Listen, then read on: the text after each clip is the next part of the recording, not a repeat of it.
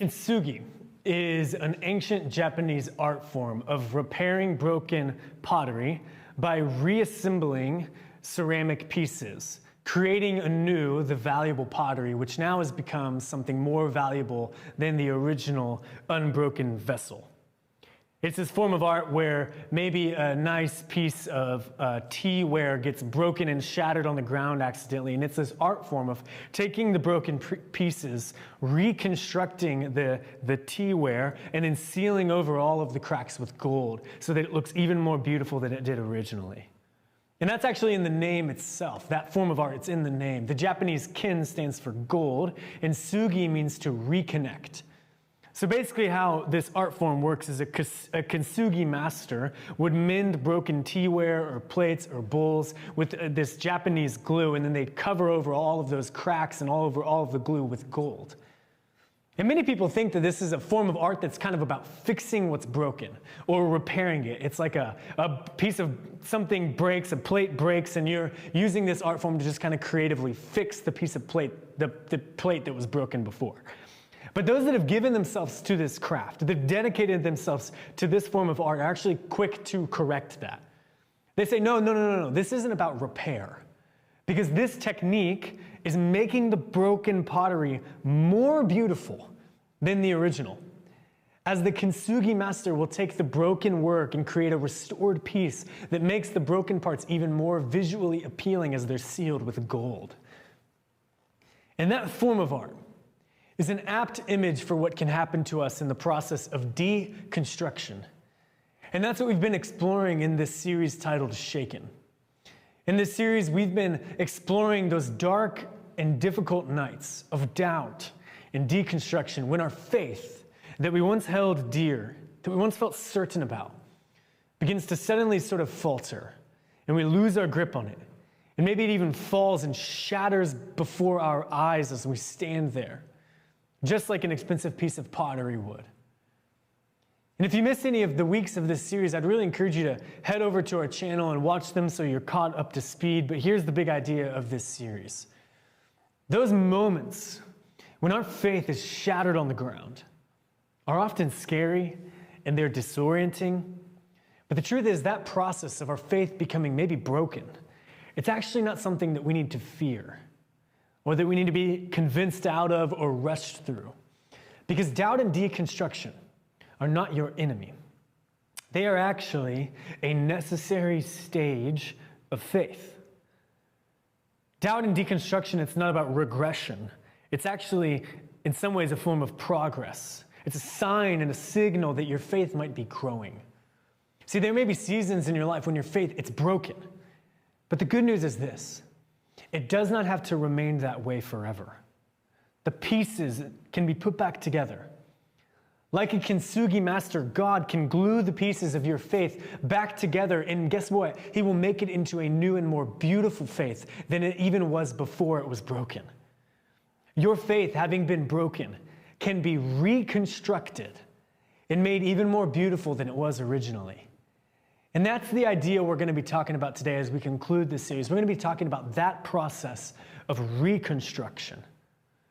And we see this process of faith being broken and then reconstructed in Scripture. And one person who learns this so clearly is a guy by the name of Saul of Tarsus.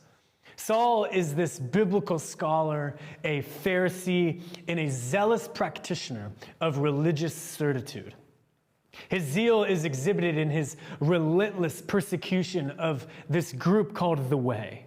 The Way was a new religious sect that proclaimed that Jesus of Nazareth, this crucified Galilean, this obscure rabbi, was actually Israel's Messiah. And Saul thought, no way, that is not true.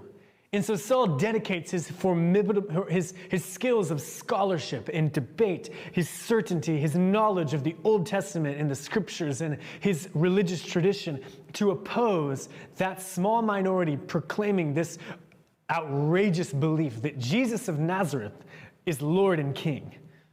Saul, he knows that Jesus could not be the Messiah. How? Well, because the Bible seemed to say so. Saul could prove it by citing chapter and verse. One in particular would be Deuteronomy 21:23 that says, anyone hung on a tree is under God's curse. Well, Jesus of Nazareth was hung on a tree. He was crucified on a cross. And therefore, for Saul, he could not be the Messiah. That was outrageous. How can one accursed by God also be the Messiah? It's not possible. Point proven, end of the debate. Saul was certain that the scriptures could prove Jesus wasn't the Messiah. It was as clear as day. And Saul thought something has to be done then about these people who are proclaiming otherwise. These crazy people, these heretics who are trying to say something that is completely wrong, that goes against Scripture, and more importantly, goes against the God of Scripture. Saul decides, being the zealot that he is, that he would take the matters into his own hands.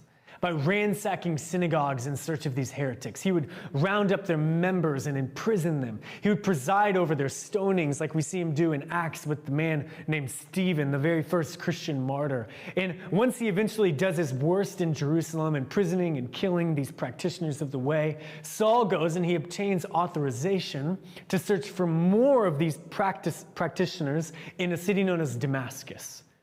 Armed with arrest warrants and harboring threats of murder, Saul then marches with a mean stride to the next city. In the time it would take Saul to walk from Jerusalem to Damascus would have been about a week's worth of walking. And I'm not much of a long-distance walker or hiker, but I am a runner. And I've been on some long runs before, and I've been on walks before. And walking, that rhythm of left foot, right foot, right foot, over a long period of time has a way of doing something to your brain, putting you into somewhat of a state of contemplation. And so Saul, he's probably walking for a week's worth from Jerusalem to Damascus, probably contemplating all kinds of things, maybe even praying, thinking about God, thinking so much about the zealous faith that he has, him being so brave to go and extinguish this small group of heretics, and how God is probably so proud of him. He's probably just contemplating all of these things for probably a week on end. But as he comes to the end of that long walk, all of a sudden, he's interrupted by a flash of light. A flash of light so bright it causes him to collapse onto the ground. And from this light, he hears a voice saying, "Saul, Saul, why do you persecute me?" An astonished Saul, a Saul who maybe had just spent a week praying to God, thinking God was proud of him, that God was going to reward him in heaven for all the hard work he was doing extinguishing this. But that voice says instead not, "Saul, Saul, I'm so proud of you, thank you." No, that voice says, "Saul, Saul, why do you persecute me?" So an astonished Saul responds, "Who are you, Lord?" Lord was the word a pious Greek-speaking Jew used to refer to the eternal I Am, who dwelled in unapproachable light and whose name was sometimes even unmentionable. And Saul knows by using this phrase that the one speaking to him from a light brighter than the sun, it must be the same one Ezekiel encountered when he said, "The heavens opened and I saw a vision of God seated above the likeness of a throne with something that seemed like a human form. When I saw it, I fell on my face and I heard the voice of someone speaking." The divine manifestation that Ezekiel encountered here is the same that Saul encounters in Damascus. Saul knows that, like Ezekiel, he is experiencing a vision of the Lord God. But this God says something to him that he does not expect. It does not say, "Saul, Saul," like we said, "I'm so proud of you. Saul, Saul, well done, keep going, be brave in Damascus." Instead it says, "Saul, Saul, why are you persecuting me?" And so Saul, in astonishment, dares to ask, "Who are you? Who are you, Lord? Because you're not the God that I thought you were." And the answer from the light not only changes Saul's life, but also ultimately will change the world, because that voice from the light says, "I am Jesus, whom you are persecuting." So Saul of Tarsus, here's the scene. Head full of scripture, heart full of zeal, raises his eyes slowly upward once more. And he's sort of seeing now, eyes wide open, conscious that he's fully awake, but also conscious in this bright light that there seems to be a riff in reality. a fissure in the fabric of the cosmos, and that his waking eyes are seeing something, this bright light that is so dangerous that if he were not so prepared, so purified, so carefully devout, praying his whole way from Jerusalem to Damascus, he would never have dared to come this far. And upward again from his chest to his face, he raises his eyes to the one he has worshipped and served all his life. And that voice, instead of saying it's proud of him, says, Saul, why are you persecuting me? And he says to this bright light, wait, who are you, Lord? And then he comes face to face with Jesus of Nazareth, whom he was persecuting. Saul's zealous faith, his certain faith, is shattered on the ground at this revelation. Shattered like a piece of pottery meeting the ground. He sees the light and it makes him go blind. Luke tells us Saul got up from the ground, and though his eyes were open, he could see nothing. So they led him by the hand and brought him into Damascus. Saul sees the truth face to face. And it's a blinding flash of light. There's a poet named Emily Dickinson who says, truth must dazzle gradually lest the whole world go blind. Truth did not dazzle gradually for Saul. It confronted him head on in an instant. And so truth didn't dazzle him gradually. Instead, the truth made him blind. And it thrust him into total darkness.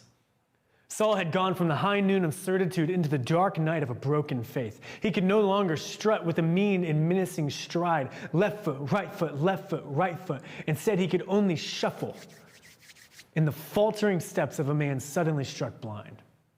Instead of marching down the road with arrogant confidence, Saul has to grope his way through the darkness, needing someone to lead him by the hand. His faith is broken. Doubt and deconstruction have set in. And this is the place that we've talked about the last 3 weeks that many of us are living through. Our faith is shattered. We're riddled by questions. Who are you, Lord? Plagued with doubts. You're not the God that I thought you were.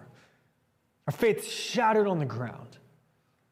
But here's the great mystery that Saul's story reveals to us. That Saul's blindness is not regression in faith, it's progress. And the same is true for many of us. When we doubt, when we have questions, it's not regression, it's progress. In the blindness, the shattered faith would begin to be picked up piece by piece and put back together. That's what's happening in the blindness. Saul's faith is being put back together in such a way that it's going to leave Saul with a faith far more beautiful and compelling to gaze upon when his eyes are finally opened again. In the first step of this, the first piece that begins to be put back together, it's really the only piece that Paul has in his hand. Saul's faith shattered, and the only thing he can basically pick up is this. I now know, without a shadow of doubt, that Jesus is Lord, because he's the one that spoke to me from the light. And outside of that one piece, Saul knows nothing. Saul didn't know anything except that the one he had met as God on the road was Jesus. And the cognitive dissonance induced by that truth was extreme. Acts 9:9 says, for 3 days he was without sight and neither ate nor drank. Saul was not so much fasting here as he was too stunned to eat or drink. Everything he thought he knew, he now had to rethink in the light of the one solitary truth he had to build from and reconstruct from. Jesus is God. Saul's theological world had suddenly and totally shattered and deconstructed. His confidently constructed certitude's been vaporized the moment the voice spoke from the blinding light saying, I am Jesus. And now Saul sees nothing. He's blind. He knows nothing. Nothing makes sense. This is not Saul's conversion, but his devastating deconstruction, one step on the process of faith. So what does Saul do during his 3 days of utter darkness? Luke tells us he prayed. He likely was praying to Jesus. And while he's praying one day, there's a knock at the door. And it's a guy by the name of Ananias, one of the Jewish Christians living in Damascus. Jesus had appeared to him in a vision and instructed him, go find Saul, lay your hands on him, heal him, and then baptize him. Acts 9:17-18. Then Ananias went to the house and entered it. Placing his hands on Saul, he said, Brother Saul, the Lord, Jesus, who appeared to you on the road as you were coming here, has sent me so that you may see again and be filled with the Holy Spirit. Immediately, something like the scales fell from Saul's eyes and he could see again. He got up and was baptized. Now, it's only as the scales fall from his eyes that Saul experiences his full conversion and is baptized. And when did the scales fall from his eyes? When Ananias addresses him as Brother Saul. At that moment, it all clicks together. The pot is starting to get put back and reconstructed. Jesus is the revelation of God, a God of love. That's the first piece. And to love God with all your heart is to love your neighbor as yourself. And then it starts to click for Saul. It starts to click when Ananias calls Saul, who had come to Damascus to harm people like Ananias. Saul had come to Damascus to kill people like Ananias. And yet, Ananias calls Saul what? Brother. And that's when the pieces start to get put back together. Saul had thought he could prove his loyalty to God by his violent zeal. But now he understands that as the pieces are put back together, that loyalty to God can only be proved by love. Saul had a faith he thought was complete, then it's shattered and reconstructed in a way far more beautiful and compelling than the original, glued together with gold. The dark night of deconstruction has led to the dawn of knowing everything anew in the light of Christ. Saul, who now goes by the name Paul, entered into a new day and is well on his way to understanding now, reconstructing his faith and understanding that his reconstructed faith, love is greater than knowledge. Love is greater than doctrine. Love is greater than zeal. Love is greater than everything. Love that was displayed to him in Jesus and then in Ananias is greater than all other things. Paul learned that if we think doctrine's more important than love, we already have bad doctrine. Paul has a conversion from the zeal of religious violence, and he reconstructs his faith to the loyalty of suffering love, a deconstruction from violence to nonviolence. One of the things Jesus said about Paul at the time of his conversion was this: I myself will show him how much he must suffer for the sake of my name. And Paul would endure suffering for the sake of his God, but he would never again, in his reconstructed faith, inflict suffering in the name of his God. Paul had come to Damascus to violently persecute Ananias in the name of God, but now he sits at a table with Ananias, his former enemy, sharing the first meal of his new life. That piece of pottery, that image of faith, a former enemy now being called brother, is far more beautiful than the violence of the former. The scales had fallen from his eyes. The Kintsugi master God had reconstructed his faith from the shattered pieces and from the rubble. And for the rest of his life, Paul will live in the light of the single, all-encompassing revelation that Jesus Christ is the image of the invisible God. And our life must be lived following him. This and that and this alone, it's the only foundation for the faith. And it's where we reconstruct from as well. Paul lives the journey of deconstruction to reconstruction. He experiences a shattered and then repaired faith. And as we begin to reconstruct our faith, as we start to put the pieces back together, there's so much we learn from Paul's experience. So much that we can apply. But here's three things in particular, three lessons on reconstruction that we see in Paul's experience. That as we look at our broken faith and start to ask the question, how do I put it all back together? Here's three lessons we can learn from Paul's story. Three lessons that will help us begin to glue the pieces back together and reconstruct our faith. The first is this: reconstruction begins with the revelation of Jesus. When Paul's faith is shattered, when he goes blind and enters into his deconstruction, there's only one thing he knows, like we said. Jesus is the revelation of God. And all of his reconstruction begins to be built around that fact. And when you reconstruct, I'd encourage you to do the same. Begin with Jesus and reconstruct your faith around him, around his life, around his death, around his resurrection, around his teaching. Use Jesus as the lens through which you read all of the Old Testament and all of the New Testament. Sometimes our faith is more built on a doctrine, or it's built on some sort of a belief rather than the revelation that Jesus is the image of the invisible God. And many times God leads us into a season of doubt and deconstruction Not because he's angry at us or because we're doing something wrong, but because God wants to reveal to us that our faith has been built primarily on an idea or an ideology or a doctrine. And God wants us to build our faith on something much more stable and firm than that, the revelation of his Son, on the foundation of Jesus. And so that is where we must start. When we put the pieces back together, we brush aside all the things that get in the way, and we say, I'm going to build my faith with this one piece, Jesus. The revelation that Jesus is the Son of God. He is Lord. And so maybe you decide that as you reconstruct, you just want to take up the practice of reading nothing from the Bible other than the Gospels.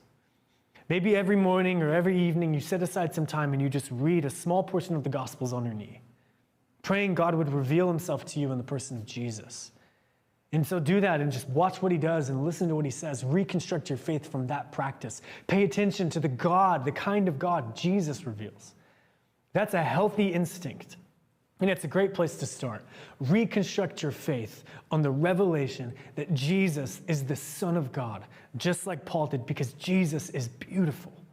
His life is beautiful. His death, in light of his resurrection, it's all beautiful. And that is a worthwhile place to build our faith from. So build it from there. That's the first lesson we can learn. The second lesson we can learn is the necessity of opening up to the whole body of Christ. The faith of another, that of Ananias, is what eventually helps Paul to begin to reconstruct. It starts with Jesus, and then it's Ananias. And when we're deconstructing, a lot of times we want to go in it alone, but I'd really encourage you, don't do that. Instead, open up yourself to the faith, the beliefs of the whole body of Christ, other Christians. So many of us think the one version of Christianity we were taught about growing up is all there is. That whatever our one church told us was the Christian faith is the truest version of it. And a lot of times that gets all wrapped up and tied up in denominational differences. But the truth is, that's not true. Christianity is a long and ancient tradition. And it existed before all of the various sects that we have, be them Protestant, Catholic, Orthodox. Christianity exists long before those. And those beliefs that we often feel are most in need of deconstruction are usually the product of one camp of Christianity. The theological dead ends we arrive at that might spin us into a season of doubt or deconstruction, they may only be dead ends in a relatively small neighborhood in the vast kingdom of God. It is highly unlikely that what you are struggling with is unique to you. It's more likely that Christians have wrestled with similar questions for centuries, and that there are dozens of good books or good podcasts or good teachings out there to help you navigate your conundrum.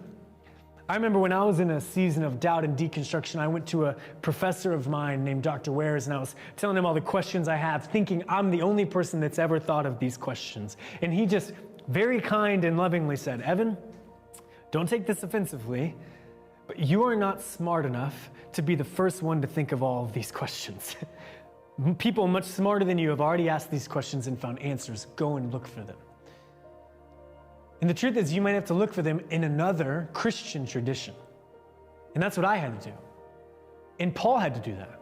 Paul would not have found the answers to his revelation in his blindness in the Pharisaical Jewish tradition he grew up in. Paul has to open himself up to someone else from another tradition in order to reconstruct the pieces. The solution, the answers, may be to become more diverse and ecumenical in your theology and try to read more widely. So seek out answers in those regarded as the best thinkers and teachers within various Christian traditions. The dead ends you are facing may not be dead ends at all for them. Eastern Orthodox, Roman Catholic, Anglican, mainline Protestant, Anabaptist, Evangelical, Pentecostal. I've benefited greatly from each of these traditions in their own right, and I think you will too. Before you jump out of the water of Christianity into some other belief system, go deeper first. The river of Christianity has way more depth than you know. So that's number two. And lastly, this. Last lesson is this: accept the process of reconstruction.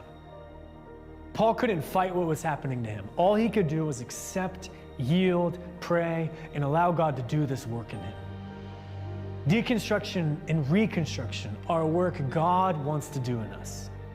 He wants to put the pieces back together so that our faith becomes more resilient and beautiful. And the more we fight against that process, the more we think it's regression, the harder it will be for us.